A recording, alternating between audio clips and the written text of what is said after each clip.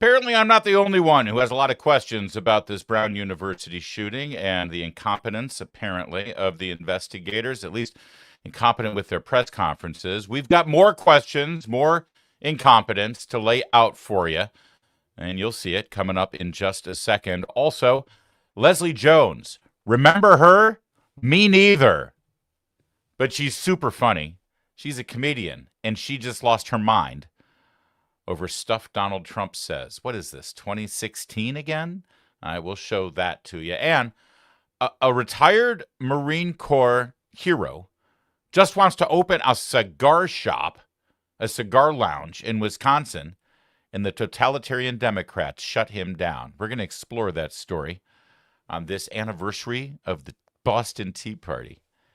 Give me cigars or give me death. Well, I like that. I think we just invented a new brand. My name's Larry O'Connor, and you can call me Larry.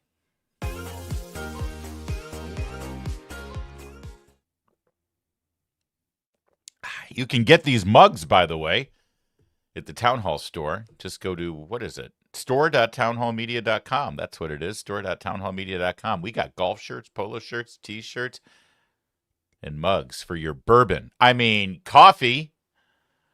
And thanks for liking this video and subscribing to our channel. We very much appreciate it. Trying to boost up the rankings there on the audio only. So get over there to Apple Podcasts, give us a free subscription, and rank the show too. Give us however many stars you want. 5. The answer is 5. But seriously, give us an honest opinion and give us a review and give us a ranking. 5 stars. Thank you very much for your attention to that matter. There's a lot of politicians that should be getting coal in their stocking this Christmas. I could name, a couple hundred of them. But we think, and Birch Gold thinks, that as a smart planner, you deserve silver. And that's why for every $5,000 you purchase between now and December 22nd, Birch Gold's going to send you an ounce of silver, which, by the way, is up over 60% this year. See, smart people diversify and they have a hedge on their investments. You don't know what's going to happen with the interest rates. You don't know what's going to happen with the value of the dollar. You don't know what's going to happen when the AI bubble bursts. If it does, maybe it won't. Either way, diversify. Let Birch Gold Group help you convert an existing IRA or 401k into a brand new tax-sheltered IRA in physical gold. And for every $5,000 you buy, you get an ounce of silver in your stocking. Or for your kids as a gift. What a great Christmas gift. What a great way to teach them about investing. Text my name, Larry, to 989898. Claim your eligibility for this offer. Again, text Larry to the number 989898. Do that today because Birch Gold's free silver with qualifying purchase promotion ends on December 22nd. That's Larry, 989898. Do that today. Thanks. So, the Brown police chief keeps telling everybody in the community, the mayor keeps telling everybody in the community, you're safe. There's no threat. And yet they haven't apprehended anybody. There is literally a mass shooter walking free right now, for all we know, on the campus at Brown or down the main street of Providence, Rhode Island. But they keep telling everyone how safe they are and that there's no threat. Make that make sense. That plus just a handful of other questions we want answers to. And we're not the only ones. We raised this yesterday on our show at noon, and by 5 on the 5, Jesse Waters had had enough. Here's Jesse. They got the guy's height, they got his weight, and they go, well, you want to update the country on what this guy's ID looks like? And they go, we'll put it on the website. Right. You have millions of people watching the press conference live, and you don't want to tell anybody? You say, oh, I'll put it out on a website? Come on. Is the guy 220? Is he Caucasian? What? They didn't even do it. And then they get the timeline wrong, like Dana said. I couldn't hear a word he said. Everyone's trying to back off. No one knows what's going on. It's 3 days later, after a gunman walked into an Ivy League university building and murdered the vice president of the college Republicans, killed 2 people, injured 11, and walks away. We don't know where he is. We don't know what he is. And doesn't seem to be that concerning to the people that were delivering that press conference. This was a premeditated target attack. The guy was casing the facility beforehand. They have 800 cameras at this university. They didn't have a camera at the entrance to the building so you can see who goes in and out of the building. This is stupid. I feel bad for the people of Providence. I feel terrible for the people of Brown University. And they have to get this together. It was 20 minutes after the shooting took place that they even sent out an alert to the student body. They never even had any sirens going off on campus. Doo-doo-doo-doo. They didn't even do it. They blew it. And then they got the wrong guy and said, oops, okay, well, never mind. And then they say, trust us, the place is safe. Well, I'm sorry. No one trusts you guys. It's a mess up there. And I really hope they get this guy soon, because every day that goes by, you know what I mean? That's right. And again, this is either incompetence and they're the Keystone Cops here, or they're engaged in withholding facts and information for God knows what reason. Could be because of the investigation. We don't want to sully our process here. But that doesn't make sense either, because some of the things they could be telling us could lead to the arrest, including what he shouted before he started firing. There are multiple reports of people all saying that he shouted something, and you can't tell me that not one of the victims has told police what he shouted. And yet that police chief, he still refuses to tell us anything about that. We'll get to that in a second, but first, Jesse Waters' pal Dana Perino there on the 5, usually a rather circumspect and conservative, moderate kind of voice, joins Jesse in the outrage and frustration over the, well, seemingly mishandled press conference. This was it was a hot mess of a press conference. First of all, you could barely hear them. It is disorganized. The shot looked terrible. That none of that to me said we've got confidence here. And I know that it's not easy. I understand that investigations are underway. I know that it's hard. They spent about 15 minutes of that press conference with the wrong information out there, saying that that video was from the day before. Then it's like, oh, wait, it was a reporter's question. Like, wait, actually, let me correct that.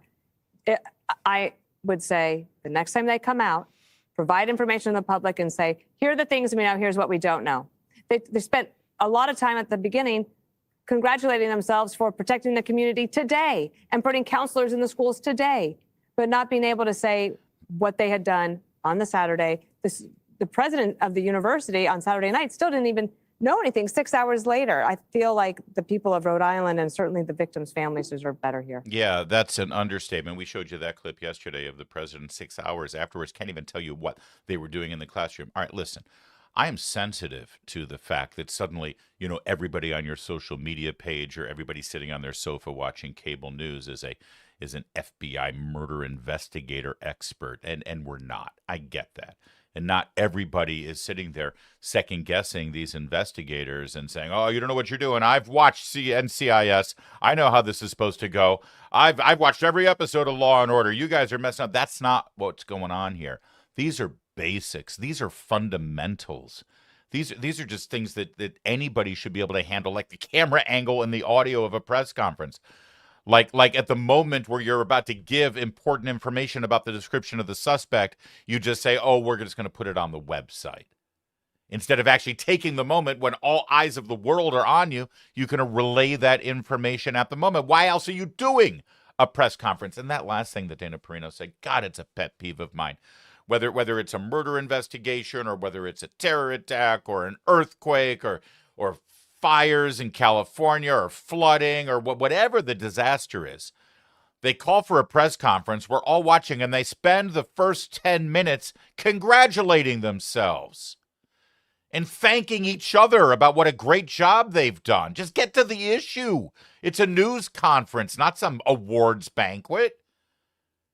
It's incredibly frustrating, especially when the information just doesn't add up. And we know that we have evidence that we could learn about that could actually lead to an arrest or some tips or some suspects maybe, and they refuse to tell you. Like this critical piece of information, it appears, of what this guy shouted. Your case in a joint, you're scoping it out. You've tracked whoever it is that's going into that room. Then you burst in, and you right before you start firing, you shout something. Seems to me that's a critically important piece of evidence and something that could lead to identifying this guy. And you'll have to tell me, please, if you have experience in this or you've been following this story, why wouldn't they tell everybody what he shouted? What is the benefit in protecting that information, right? I mean, unless you're trying to screen people out that may, I honestly, I can't even think. I can't even think of why you would withhold that information. If you've got ideas, tell me down below. But here's the police chief asked pointedly and specifically. He wouldn't even confirm that something was shouted at all, even though we've had multiple reports. Now, there's a report the shooter yelled something right before his shot came in. Can you tell us what that was? Yeah, it's part of the investigation, John, and we'll, yeah. Now, the only reason I asked that, though, is, for instance, like with the Unabomber, his brother recognized the writing. So it's possible a friend or family member might recognize if the person said something that was significant. Correct. So that's why you don't, other than the 9mm, is there anything else inside that auditorium that you could tell us? No, that's correct. And listen, like I said earlier, investigations will bring us to evidence that we need to collect in order to be able to prosecute. With that being said, we're going to continue to collect evidence, and if it leads us to something to that nature that's going to be extremely helpful for us to identify somebody, we'll be the first ones to put it out. Alex, follow up on John's question. Did the suspect yell, like has been reported in this, but some erroneous reporting, but did he yell when he came in the classroom? And how valuable have witness statements been from those who survived? Listen, my heart goes out to the victims, it goes out to the families, and I'll tell you that their cooperation has been extremely helpful. And that, with that being said, we'll continue, and I'm going to respect the fact that, and I hope that they get better, and my heart and soul goes out to them. So, did he yell about it? so that's something that we're investigating. We took statements, and we have to confirm that. So, Mayor, a lot of cell phones. A few questions for somebody. we're gonna. All right, so then the mayor steps in and saves the day. But do you see what I'm saying here? You don't understand why the police chief, and he's not giving a good explanation as to why they would not release the information. You know, well, the witnesses said they heard something shouted. Can you tell us what it was? Can it lead to maybe finding the suspect or bringing somebody in? Maybe you'll get a tip because he shouted something that is a favorite catchphrase of somebody. Who knows? I don't know. He gave a great comparison to the Unabomber. You know, the second you put out the manifesto, the Unabomber's brother recognized it, and that led to the arrest of the Unabomber. That was like 25 years ago, kids, but trust me, it's a big story. And instead, all he says is, well, our heart goes out to the victims, and we appreciate all the cooperation they've given us. That's not an answer. I do have to say, though, just as a man who I love, you know, I love this country. I love America. I love all the various regions of it. I love to study it and the people of it. Isn't it great from the police chief there to hear that classic Rhode Island, New England accent there that they use? It's really distinctive and really interesting to hear. All right, so then the mayor jumps in there, and the mayor is asked, you know, so you've said we're safe. You said that there's no threat to the community. What led you to that conclusion? Now, that's a good question, right? Why would the rest of the community not be terrified that there's this random, radical, insane, unhinged mass shooter out there who could, you know, immediately go into another place like a restaurant or a bar or God knows what and start shooting everybody up? Why shouldn't we be concerned? Why is there no threat? Intelligence led you to believe that there was no further threat to the community today. You mentioned yesterday that there was no additional evidence. Can you just expand upon that? It's the same as yesterday, which is ever since 4:05 on Saturday, which was when the first call came into Brown. There's been no new, credible, specific threat anywhere in the Providence community. With respect, Mayor, there was no threats made prior to the shooting. So how can people feel safe with that information? The way in which we are trying to reassure our residents is through a noted, visible police presence throughout the community. It is going to be hard for my city to feel safe going forward. This has shaken us. That will be true tomorrow. I suspect that'll be true the day after the general convicts someone. This is a process to restore a sense of safety. But we're going to take those step at a time. And the first step in what we're trying to provide today, and which we did well with the assistance of our neighbors, and we're grateful for it, is a noted, visible police presence to provide some confidence for families that are taking their kids to school, people who have to get to work a shift. You know, I spent lunchtime today walking down Thayer Street. And for our guests, Thayer Street is the commercial district right adjacent to campus.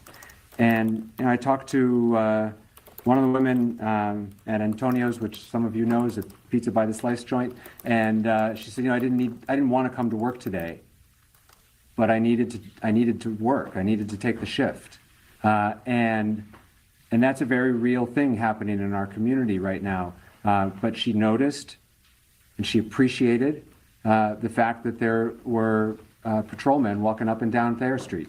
It made her feel a little bit better. And when she comes to work tomorrow, I hope she feels a little bit better after that. This is why people hate politicians. The question was, what intelligence do you have to lead to the pronouncement for everybody in Providence that there's no threat anymore and that they're all safe and secure? And the answer is, well, we're making sure we have police out there. And I met this woman who works at a pizza by the slice joint. And she showed up for a shift, and I'm glad she did. And we need more people to do that. There's only two logical conclusions to reach here. Number one, he's lying, and there is still a threat, but he's acting like the mayor from Jaws. You know, oh, there's nothing to worry about. There's no shark out there. Don't worry, everybody. Just go about your business. It's Christmas time after all. We got to keep the economy going.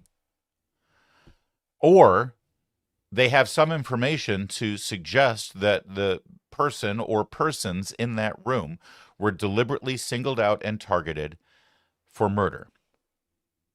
And this murderer has done his job, and it was very specific, and it was very focused and targeted to those individuals, and now nobody else should be concerned about it. If there's another logical conclusion, please share with me. Tell me. I'll read your comments. I'd love to know.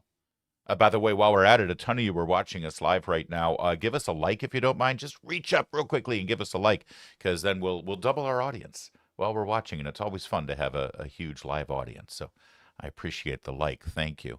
The governor of Rhode Island leaned in now. And by the way, this state is dominated by Democrats. The mayor's Democrat, all the congressmen are Democrats, the senators are Democrats, the governor is Democrat, just across the board. It's a totally dominated one-party rule blue state. And the governor, even though they don't have any information that they can share with the American people or the people of Providence or the state of Rhode Island about what's going on with the investigation, why they're so confident that there's no risk, how this happened, why they don't have surveillance cameras, they can't answer any of that. But the governor, he's got all his ducks in a row and has all the facts at hand when it comes time to bash Donald Trump. President Donald Trump has said that Brown University is to blame for this shooting and saying it's the school's problem. Is that a fair criticism, or do you disagree with what the president said? I don't think it's fair criticism. Colonel, can you expand on that? Why not? Because Brown University is not collaborating with you guys. You're lying to the press over here. They have facial recognition. We know that because they follow the students, they follow everybody in the neighborhood. Facial recognition. They need to release that data. So everybody know who the guy is in the video. We got the video Saturday. Why you guys release the video today? This is the question. Listen, Colonel, I would just... John, please, just for a second. A couple things. First of all, Brown University and Brown Public Safety, Brown Police Department has been a close collaborator throughout this process. That's not true. I do not accept that criticism. No, come on. We know that. Secondly, everyone you see behind us, we've all been working for now 49 hours. We're tired. All right. You don't need to see any more than that. We're all really tired, so just be nice to us. Give us a break, man. This is the job you signed up for. Mr. Mayor, I'm pretty sure you raised a ton of money so you could be the mayor, and you love riding in the convertible in the 4th of July parade and waving, saying, I'm the mayor, I'm the mayor. So along with all of that fun means that you also have to work your tail off when somebody gets murdered in cold blood on your watch. So don't give me that crap. Also, while we're talking about pet peeves, I'm sorry, it always annoys the hell out of me. as they're trying to, deliver vital information to us about a crisis or a natural disaster or emergency, and they get all this other stuff wrong. They always make it a priority to roll out this guy. This guy who, and again, with all due respect for anybody who is hard of hearing or does not, incapable of hearing, if you're a member of the deaf community and you require American Sign Language to be able to get information, I get it, obviously. I know people in my life who speak ASL. First of all, it's always somebody who's like a failed drama student of some sort, with the overacting going on here, number one. And number two, I'm sorry, are there deaf people in the room there, or is this for the audience watching at home? Because if you are hard of hearing or if you are deaf and you are unable to hear and you're watching television, for like 30 years now, we've had closed captioning. Every single television set watching this press conference has closed captioning, and it's incredibly accurate these days. I usually watch it at home because I watch British television and I can't understand what the hell they're saying. It's not English. Those accents are insane. So why do we have to bring out the guy who leads the improv class on Saturday night to be the ASL interpreter for the president? They got this priority lined up, man. We got to make sure. I don't care. We don't have facts about the murder. We don't have good surveillance video. We can't answer a straight question. But for God's sake, we're going to have the ASL interpreter there. Why? Are there a lot of deaf people who need the ASL interpreter in the room for the press conference? Nope, not a single one. Well, is it for people at home on television if they can't hear? No, they've got closed captioning. It's fine. Well, then why do you need the ASL interpreter? Because it makes us look good. I'm sorry. I'm sure he's a lovely man. I'm sure he's a lovely man. Meanwhile, as we were trying to put the pieces together yesterday, and we continue to suggest that maybe this was a targeted hit because of all of the facts and information that they've given us, including the fact that we've now learned that the killer used a 9mm handgun, hardly the weapon of choice from your typical mass shooter, school shooting kind of murderer. We are now getting confirmation from pretty well-sourced reporters that the family of the victim, Ella Cook, or one of the primary victims, has been notified that she was targeted. Mark Halprin, friend of the program from the Two-Way Platform, he said that on his program. Are telling me that the family of, I just need to look up her name, I apologize. Ella Cook, I think. Thank you, Mark. thank you, Yeah. thank you. That the family of Ella Cook, the Alabama young woman who was a sophomore, has been told that she was the target of what happened at Brown. I have no idea whether that's true. There's other theories about why the person did what they did, but now that we don't know who the assailant is, it's going to be harder to say. But if it's true that she was targeted, that's a big story because she was one of the most visible conservatives on that campus. Don't know that it's true, but probably most of you don't even know that that's being alleged because you'd have to follow certain accounts on X or have sources, as I do, who are telling me that. So, Amber, if she was targeted, and again, we don't know that, but if she were targeted, what would the implications of that be? Well, I'll start with a couple of things that I think lend credence to that theory, which is one, typically when we see mass school shooters, they don't just stop and walk away, right? Usually they keep going until they're apprehended by police, shot dead, or they kill themselves. Yeah. Amber, in this case, let me just stop you. Yep. I should have been clear. She was the number 2 person at the Young Republicans branch on Brown's campus. So that's why some people are concerned if she were targeted. Go ahead, Amber. I apologize. Right. Well, and the other thing is, if the police are telling Brown students that they are safe, they don't have to shelter in place anymore, but they don't have a suspect in custody, I think that also suggests that this was some kind of targeted attack. Sadly, I wouldn't be surprised. When I was on campus at Georgetown, I was chair of the college Republicans. I had to report multiple threats against me in my final 2 years on campus. That's right. And that's, by the way, friend of our program, Amber Duke, and I'll be sitting in the conservative seat on morning meeting tomorrow on Two-Way if you want to watch that at 9 a.m. Obviously, this is easy to put these pieces together and reach these conclusions, especially in the news vacuum that we're getting from the police and the elected officials in Providence, Rhode Island. You keep putting these pieces together, and that's what it seems like. As we mentioned yesterday, only 6% of the students at Brown University identify themselves as conservative politically. And in a recent poll 1 month ago, they expressed their fear of being public about their politics. This woman was not afraid. Ella Cook was out there. She was a prominent conservative face on the Brown campus. And by the way, one other thing that you got to think about. You hear you're at Brown University, one of the most liberal universities in America. 6% identify themselves as conservatives, and they're afraid. You've got this study group in economics. Economics, by the way, oftentimes economics is a degree in a school that is populated more likely by conservative students.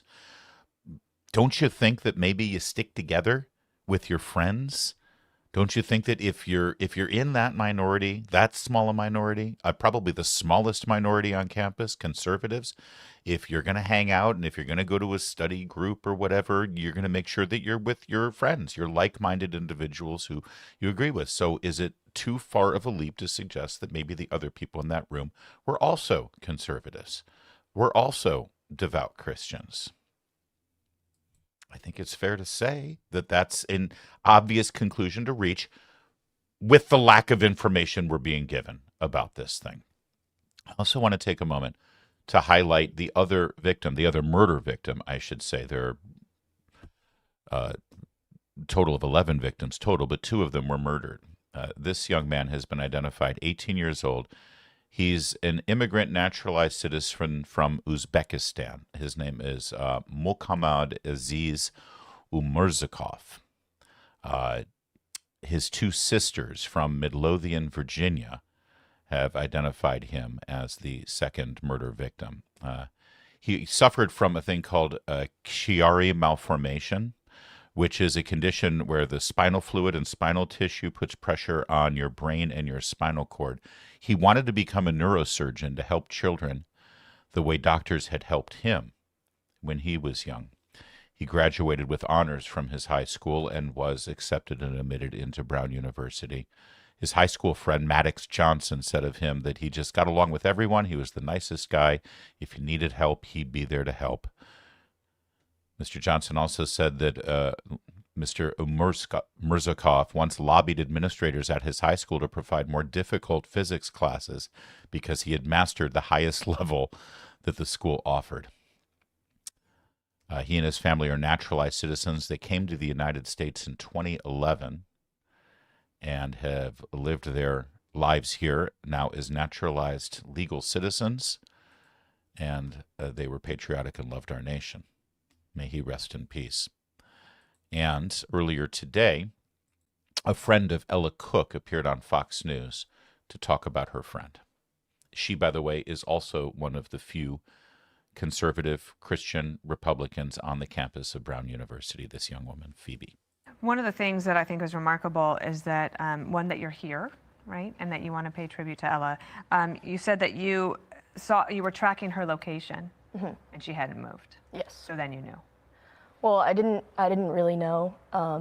We knew that I knew she was taking Principles of Economics, which the class is held in Barretts and Hawley, and her location hadn't moved. And we were all just hoping that that she had dropped her phone running out, and that's why we couldn't get a hold of her. Right. But Ella was the type of person that, regardless of if you've never met her before, she was just such a bright light. She was extremely welcoming, and it's just such a devastating loss. I can't believe that she's not with us anymore. Yeah, neither can we. And these 2 victims, both of them and their families, they deserve better than what they're getting right now. And we deserve better. At the very least, we deserve the truth. We deserve all the facts so that we can be informed about what's going on there, so the community can be informed, and so that maybe we can help get this killer. That's our priority. And it just, sadly, doesn't seem like we share that priority with the elected officials and law enforcement personnel on the ground right now. hopefully they've gotten the message, because we're not the only ones criticizing them. And hopefully they'll turn things around and they'll start focusing on the real issues here. I want to tell you about my friends at besthotgrill.com. It's that time again, time to select presents for your family, or how about corporate gifts for your best clients and employees? Well, if you want to blow their socks off, you want to get them the fantastic, unforgettable, and truly hot Solaire infrared grill from besthotgrill.com. Solaire infrared grills heat up to 1,000 degrees in just 3 minutes. And they produce juicy, tasty food unmatched by conventional grills. It's perfect for today's busy lifestyles. I tried it out myself a few weeks ago at their factory. Steaks, chicken, fish, zucchini. It all came out fantastic. You can even bake bread and pizzas on these grills. The hot and fast Solaire infrared grills are the gift that will be used. And every time your loved ones or your best clients or your valued employees grill on their Solaire infrared grill, they'll thank you. In fact, they'll probably call you and say, I just had the best steak. Thank you for that grill. All Solaire infrared grills are made in the U.S., and they're made to last. More importantly, Solaire infrared grills deliver that wow that everybody likes to receive in a gift. So learn more about the amazing Solaire infrared grills at besthotgrills.com. That's besthotgrill.com, besthotgrill.com.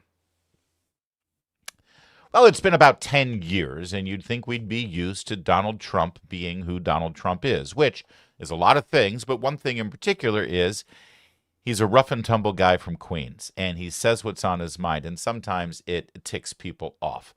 You'd think we'd be used to that by now, but no. Nicole Wallace from MSNBC has a podcast called The Best People.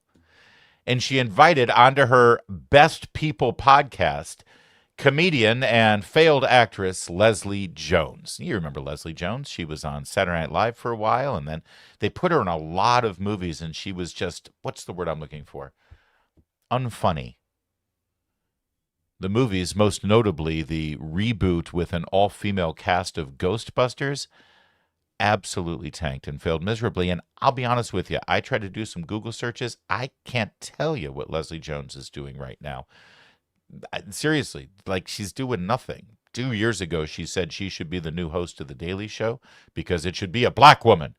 And, well, she didn't get the job. But Nicole Wallace really wanted to know what was on her mind, because she's Leslie Jones, after all. She also has pretty horrible lighting for her video podcast, but that's fine. Leslie Jones, what's on your mind? What do you think of Donald Trump? Let me explain something to you. I don't understand how these people let that. I don't mean no harm. If he would have said, shut up, Pickett, to me, I'd have been like, you fat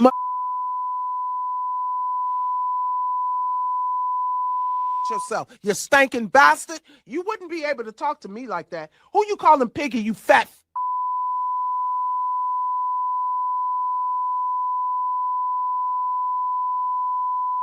horse you walked in on? I mean, like, how are y'all not losing your shit like that? He called a woman Piggy. If Obama did that, Biden did that, they lose their mind. Look, I think they would have dragged Obama out to the yard and executed him right there with some of the stuff that he does. I think because he's been so crazy in the public arena for so long that people just shrug their shoulders. But that's the woman getting insulted. I'm starting to wonder about the people watching, right? Because if you're, listen, I got a kid in school. If you're a kid in school, there's the same punishment for the bully and the people that watch the bully. Absolutely. So I'm starting to wonder psychologically about and I'm not about myself. Like, I'm watching this happen and I don't say anything. Like, at some point we are all part of the problem. Yes, oh my goodness gracious. Nikki, what we gonna do?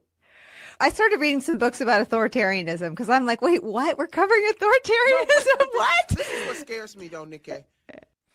This is some compelling podcast viewing, isn't it? Let me there's Nicole Wallace. By the way, we did not add the beeps in there. That's just naturally occurring beeps. And it's funny. I listen. By the way, I want to correct the record because I think last week we said I don't think President Trump really called a reporter Piggy. I think he mistakenly called someone Peggy. But apparently, he did call the reporter Piggy. So I just want to correct the record. But something tells me that whatever Nicole Wallace just said underneath all of those really loud beeps, censoring her language, it's probably worse than Piggy. It's just a hunch.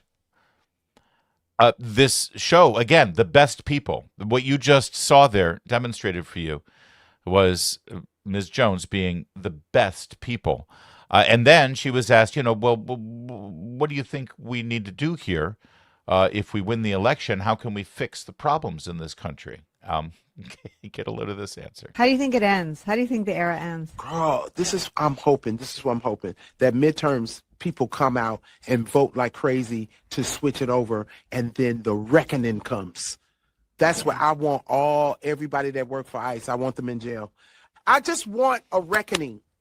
I want a reckoning. Y'all know y'all did wrong stuff. You know some of the stuff you did was so wrong.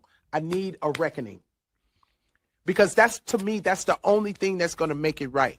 Okay, so they're talking revenge. They're talking reckoning. They're talking law enforcement officers who are doing their jobs in enforcing our laws and arresting criminals who are in our country who are facing deportation should be jailed. This has gone well beyond just impeaching or, bankrupting Donald Trump.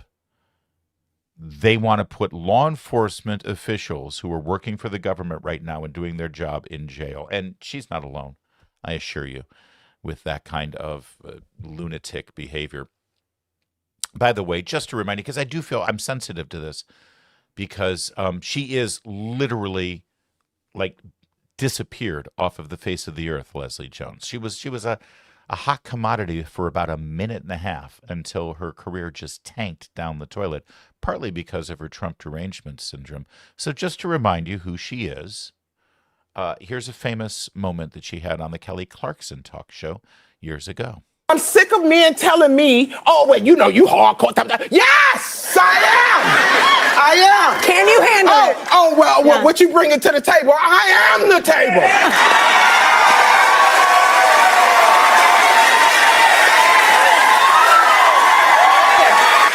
Understand why you wouldn't want a woman like me. I am successful. I'm rich. I can fight.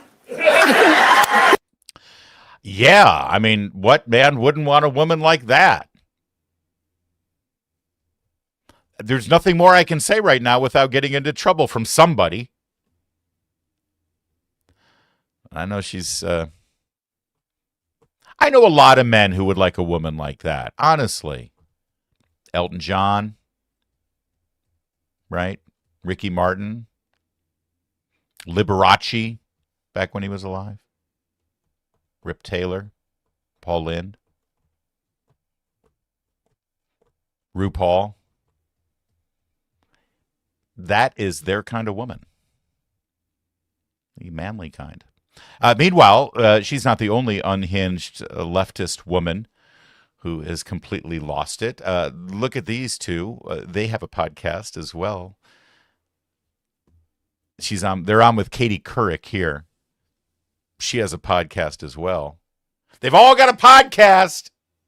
And they all do the same thing. They all talk to each other. And they all go insane about how much they hate Trump and you for voting for him. They scream. They demonize. These two. What's it? I Had It, I think is the name of their podcast. Where did they come from, by the way? Why have they been inflicted upon us? And why do they have my soundproofing backdrop there? That's annoying. Famously, for the last couple of episodes, they have suggested that Usha Vance is in an abusive relationship with J.D. Vance and needs to escape because her husband is a white nationalist. And they've criticized Erica Kirk recently for not being a grieving widow to their liking. They have said the most despicable things about women who don't agree with them politically. And now they get on with Katie Couric and decide that there's just way too much toxic commentary in America. I'm not joking. hear it to believe it. Know that a lot of our adversaries, our country's adversaries, want that type of social friction within the American public, and that the current sitting president campaigned on eliminating the enemy from within and not a message of unification. That, that trickles down, and then you have these propaganda arms that, instead of focusing on ways that we can advance and progress as a country, they're attacking other Americans. Or find common ground, right? Yeah. Right. And yeah, it's really gotten this is bad. really a new Toxic. Yeah, it's really, really toxic. Yeah, everybody else is so toxic. By the way, this episode of the Katie Couric podcast brought to you by Ozempic. Just a hunch. Might be wrong. Also, have you seen any of the clips from this I've Had It podcast with these two? The chick with the black glasses, what does she do? She just sits there silently and nods. That's her entire shtick. It's like even Conan O'Brien let Andy chime in now and again, right? I even let Kevin say something here and there. Kevin, go ahead, say something. Hello, world. That's enough. But she just sits there and looks like a mortician, or she's going to a funeral of some sort. But they're the ones complaining about how toxic things are. And here's the problem. With constantly complaining and whining and screaming and acting like your hair is on fire, or it's the end of our republic and it's the end of society as we know it, every single time Donald Trump says something or tweets something or does something that is outside the norm or something that you don't think a president should do, and you suddenly, dial it up to 11 and say that, he should be impeached and this is outrageous and what do I tell my children? I'm literally shaking. We've become so weary of that kind of response for over a decade now that you really don't have anything left to say when the president does say something or do something or tweet something that is, objectively speaking, objectionable and wrong. And sadly, we had that situation yesterday. You see, I don't go nuts every time Donald Trump does or says or tweets something that is out of line. And so therefore, I think I have some level of credibility when I say what he said about Rob Reiner was pretty bad. Kind of sucked, actually. This is his tweet. You've probably already seen it. I don't need to read it to you. But I have no doubt that Rob Reiner, let's be clear here, Donald Trump and Rob Reiner, there's no love lost between the two of them. He didn't like Rob Reiner, and Rob Reiner didn't like Donald Trump. But it's kind of hard to separate the fact that Rob Reiner was murdered alongside his wife by his son. I mean, it's not like he got into a car accident, which would be tragic as well. It's not like he died of stage 4 cancer, which would have been tragic as well. But my God, the circumstances surrounding his murder are, well, unspeakable. And so, is that necessary? Donald Trump was asked about it by a reporter later in the day, was that the wisest thing to put out there about Rob Reiner? And, well, he defended himself. Have denounced your statement on Truth Social after the murder of Rob Reiner. Do you stand by that post? Well, I wasn't a fan of his at all. He was a deranged person as far as Trump is concerned. He said he knew it was false. In fact, it's the exact opposite, that I was a friend of Russia, controlled by Russia. It was the Russia hoax. He was one of the people behind it. I think he hurt himself in career-wise. He became like a deranged person, Trump derangement syndrome. So I was not a fan of Rob Reiner at all in any way, shape, or form. I thought he was very bad for our country. Yeah. Yeah, and listen, it's great, fine, of course, obviously, we all know that. Don't even have to say it, and that's sort of the point. Let the thing that you don't have to say go unsaid.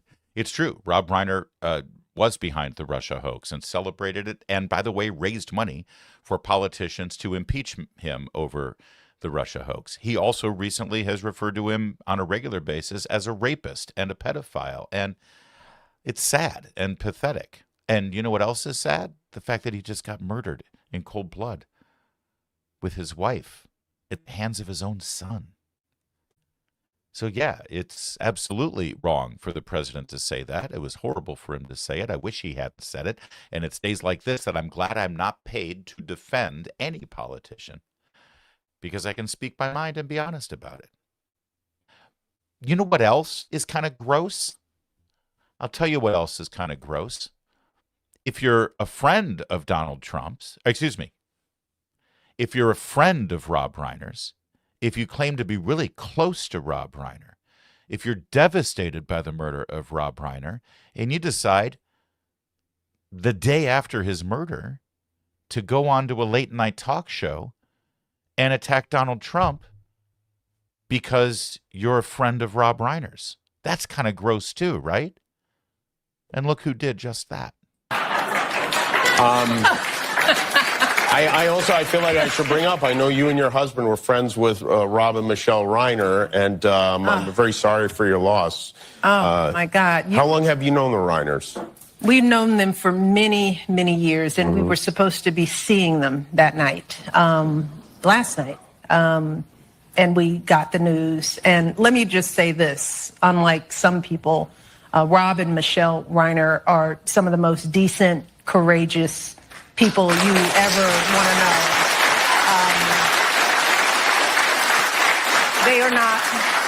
They're not deranged or crazed. What they have always been are passionate people in a time when there's not a lot of courage going on. They were the kind of people who were ready to put their actions behind what they cared about. And they cared about their family, and they cared about this country, and they cared about fairness and equity. And that is the truth. I do know them. Michelle Obama. Yeah, so, okay. You know, frankly, I wish we could all just say nice things about people after they die. And to his credit, Rob Reiner did just that about Charlie Kirk. Can't say the same for everybody sitting on that stage right there, right? I'm supposed to take a lecture from Jimmy Kimmel, of all people, about what we should and shouldn't say about someone after they die, given what he said about Charlie, and then for Michelle Obama to suddenly grandstand and say, we knew them very well. In fact, we were going to go out to dinner with them the very day that they were murdered. But it didn't stop me from coming on this program and selling my book that's out there and yucking it up with Jimmy Kimmel, and then using this stage and this platform to utilize the deaths of my dear friends who we were going to go out with last night, and now they've been murdered, and I'm so broken up about it. Does my hair look okay? How do you like the dress? I'll use this platform now to attack Donald Trump and use the deaths of my friends as a political weapon against him and score points and laughs and chuckles and applause. Buy my book. Yeah, I'm sorry. I think there's disgusting behavior on all sides of this thing. And frankly, I'll let one of our favorites here on the program, Senator John Kennedy of Louisiana, have the final word. A wise man once said nothing. Why? Because he's a wise man. I think President Trump should have said nothing. You know what? Couldn't have said it better myself. And with that, I won't say anything more about this. Hey, let's get to your super chats, if you don't mind. We've got one more segment coming up. I got to tell you this story about this Marine veteran who got smacked down by the Democrat governor of Wisconsin, and all he wanted to do was open a cigar lounge. It's outrageous. We love freedom and liberty here, and we're going to tell you that story coming up in a second. But first, your super chats. Stumble Boots, you're cool too. Thanks for the $2. Brother, I appreciate it. Jeff Depew with $2. Sad Democrats have become party of social media. Yes. I don't know what that's in reference to, but you're right. Thank you, Jeff, and thank you for the super chats. Let's roll on. If you're an entrepreneur in Wisconsin and you want to start a cigar lounge, which, by the way, if you're going to do that, could you contact me? Because I'd love to come over and check it out. I love a good cigar lounge. But you're out of luck right now because your governor just vetoed a bill that would have allowed communities to open cigar lounges. If the people in the community thought it was a good idea to have a cigar lounge and they supported the idea, you're out of luck because your governor knows best. It's a perfect example of freedom being stifled by a totalitarian mindset from well-meaning, good-hearted Democrats. Well, joining us now to flesh this out and sort of draw some larger lessons on this issue is our buddy David Fromm of the American Potential podcast. And this didn't get a whole lot of attention, but that's why we're drawing attention to it, David, because, like I said, it's a perfect example of government getting in the way of us just exercising our freedoms. Yeah, I mean, Larry, thanks again for having me again. And it's just, unfortunately, we don't hear about it a lot of times because this kind of thing happens all the time. You know, government shuts down our freedom and liberty frequently, and it just kind of goes unnoticed at times. And in this case, it's a veteran, a Marine Corps veteran who really just wanted to open a cigar lounge. It was one of his dreams, and the government just stopped him and or said no. And it's sad. Cigars are legal products to buy and sell in this country. You got to be a certain age, but after that, you can certainly free to use them. And we know that there are, smoking regulations in bars and restaurants now, but I think every state has certain provisions for a cigar lounge dedicated to consenting adults who know what they're getting into when they go in. So what was the rationale for stopping this? Well, of course, it's always public health. I mean, we got to protect people who are going to work there, even though they willingly and knowingly work there. They know, about risks of secondhand smoke. I think the really crazy thing about this is when they originally passed like the Indoor Smoking Act, they grandfathered in cigar lounges that were already existing and had permits. Well, that then it becomes kind of like a government monopoly, or an establishment monopoly on cigar lounges, so no one can open new ones. So there's this guy who's a Marine Corps veteran named Jim Thompson who wanted to open a cigar lounge in his community in southeastern Wisconsin. And basically he took all the steps did all the business planning, got specs, everything was going to put in the newest air filtration systems, which would be far better than the grandfathered in cigar lounges. And the government just said, no, you're not allowed to have new permits. And what Governor Evers, the Democratic governor of Wisconsin, what he vetoed was a bill that would have just allowed local governments the say so over this, not making it a state mandate, but would have allowed the local government the approval rights. See, David, I think that's the real key here. What might make political sense and social sense in Madison, where the University of Wisconsin is and the capital is, or maybe in Milwaukee, is going to be very different from some of the more outlying rural areas. Why shouldn't local communities decide, okay, you live your life in Madison, but we're going to live our life here, on the side of our lake where we like to have a little lounge where friends can get together and smoke cigars. That's freedom. It is. I mean, we should be able to make choices for ourselves. Those people who would like to choose to work there. I mean, I assume Jim, who's going to open the cigar lounge, would spend time working there. And if there's risks of the secondhand smoke, he would knowingly do that, and the people who hire would knowingly do that. Yeah, I think we should allow people to make decisions for themselves as to how they spend their time, what situations they put themselves in. But I do want to say one thing that's really interesting and inspiring about this story, though, is, like I mentioned, Marine Corps veteran Jim Thompson. We talk on my podcast a lot about the one small step that people take to get involved and try to make their communities better. This was his chance where he said, I'm going to get involved for something that I believe in, that I want to do. And when he got kind of the stiff arm from the government, and still is getting the stiff arm, really, he decided to get active and really pursue this through the legislature. They got it through both houses of the Wisconsin legislature, and now the governor vetoed it. So he's going to stay in the fight. But that's what we need citizens doing, in order to make this nation a better place. There's another interesting aspect that you mentioned, that they already had an existing Indoor Clean Air Act or whatever it was from 2009. And as well-meaning as that may be, it's also become sort of a de facto permission for a monopoly. Hear me out. If you're an existing cigar lounge and you've been grandfathered into this, you're now protected. You're not going to have any competition from like this retired Marine you're talking about. But that also means you don't have to stay competitive, update your air filtration systems. You're untouchable. That's also kind of anti-free market and anti-competitive. In a way, the governor's veto is protecting these other cigar lounges and allowing them to thrive in a monopoly. Well, and we see that all the time, right? Whether it's in the energy sector or the medical space, or especially in states, and the federal government too. But so often it becomes kind of cronyist. We say that there's good intentions as to why we place regulations on whatever type of business it is, but often the established businesses are grandfathered in, or the laws are created and the regulations are drawn up to protect them, and it prevents competition and innovation. And it also often hurts the consumer. So I think that this is kind of an ongoing thing in a lot of states where we see fights around regulation, because innovation can be scary to the established business or the established kind of way of doing things, because it's always changing. I mean, we want the market to help determine what the best businesses and solutions are, but we can't do that if it stagnates.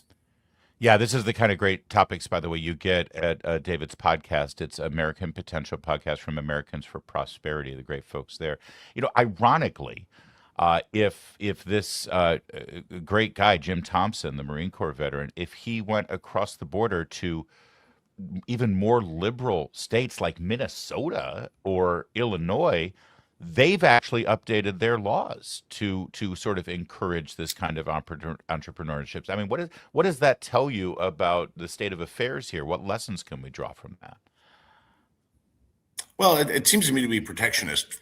First of all, I mean, as you know, I live in suburban Chicago. I live in Illinois. I can promise you I'd much rather have a lot of the laws that are currently passing or currently ruling in Wisconsin rather than what we have in Illinois. But in this case,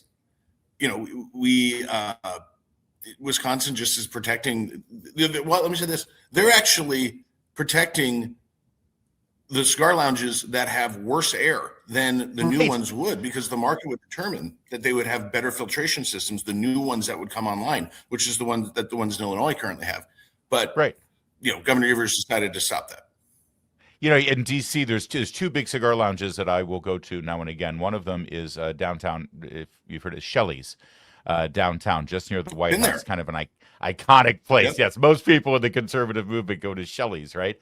And then a new one opened up in Northwest DC. It's called Civil Cigar Lounge, and I remember going to the opening of it. It's like right up on the border by Maryland, and it had the most amazing air filtration in there. It was phenomenal. You couldn't even tell people were smoking cigars in there. It was incredible. And I telling you what, David, within a year, Shelley's installed new air filtration because they had to compete, because they had another competitor in town. That's what makes free enterprise work and freedoms work in this country. Well, there's an economist named Schumpfer who always said that in business, the ground is crumbling underneath your feet, always. Yeah. And that's a great illustration. It's like why you can't sit still, in business, regardless of what government's doing. Like you can't sit still and not innovate and not transform to become better. And, that's how we have a dynamic economy and so many of the cool things that happen and have happened in America and around the world are because people are innovating, doing things, finding a better solution.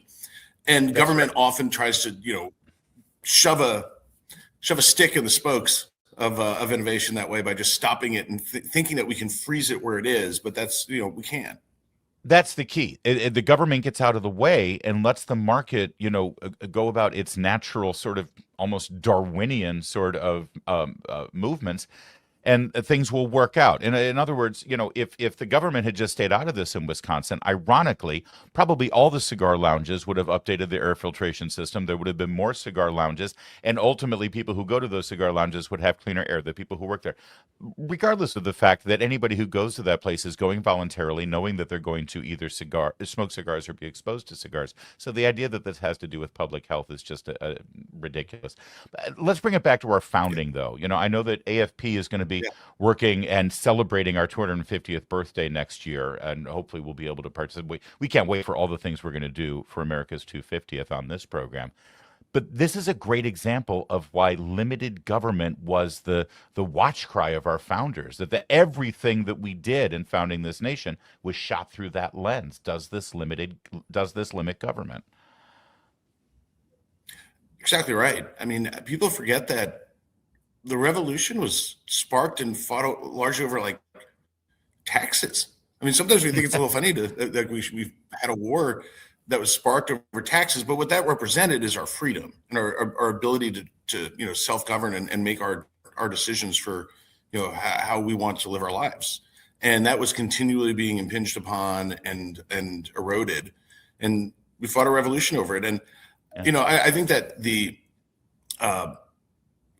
is going to be such a fun time to celebrate the nation's birthday, because it lets us focus in on those principles that shaped America. And I think so often we get caught up in I know I do, in like the political back and forth and the day to day, and maybe lose sight of those really timeless principles that our founders, created this nation over.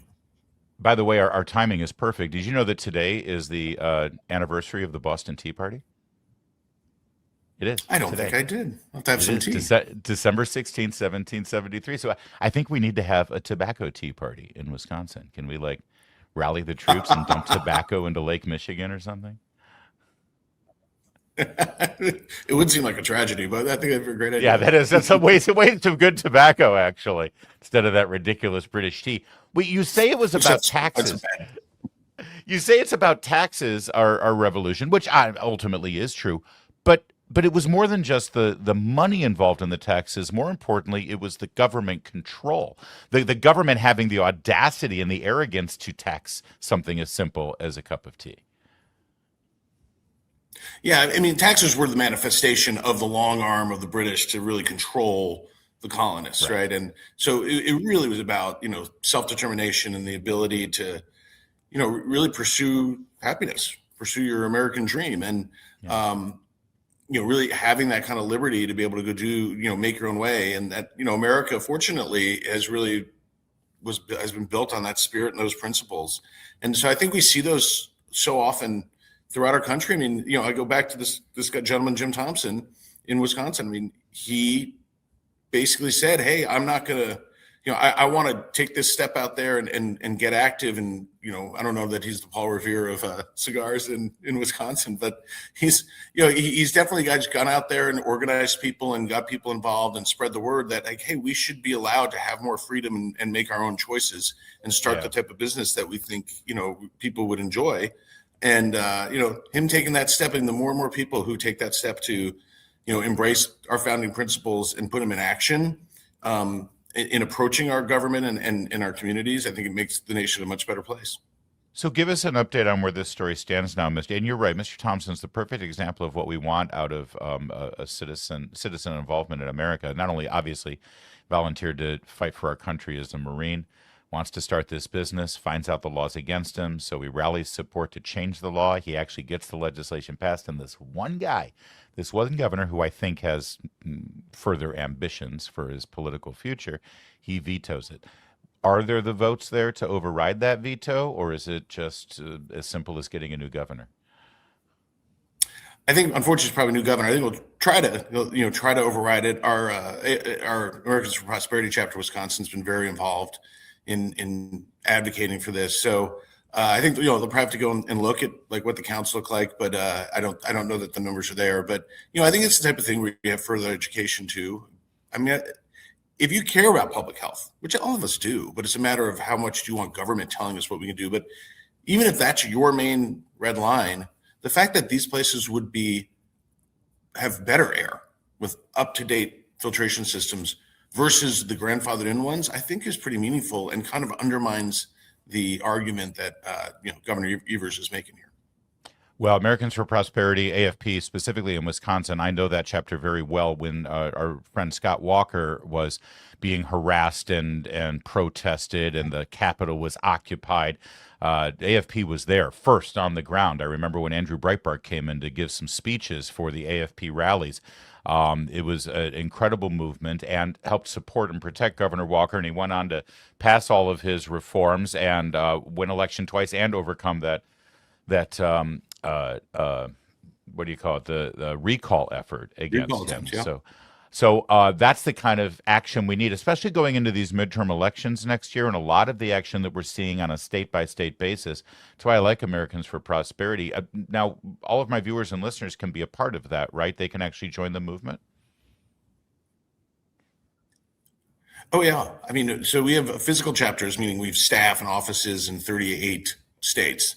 And then we also have staff that cover, all 50 states. So no matter where you are, you can get involved, be a digital activist or physical one. You come and make phone calls, knock on doors, attend events, go lobby your legislator. I mean, I think the most important thing that we can do is, or that AFP does, hopefully, is, you got your average guy who's sitting there watching the TV, yelling to his wife about what he sees on his TV, or slapping the couch about, what they see happening.